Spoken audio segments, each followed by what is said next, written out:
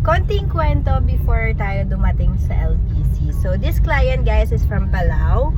And, ayan, international na naman tayo magpapadala. And, yung in-avail po niya na to guys is imbis na 2 tong, ginawa po niyang 1 tong and nag-request siya na gym short na lang yung isa imbis na 2 tong.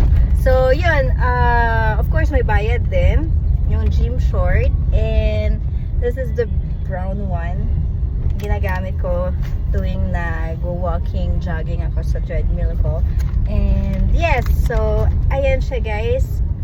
Now, you know na pwede rin mag-avail ng mga ibang items maliban sa tongs ko. Ayan, we have the gym short na. And soon guys, meron din po tayong bagong ilalabas. Just keep updated sa announcement ko about that guys.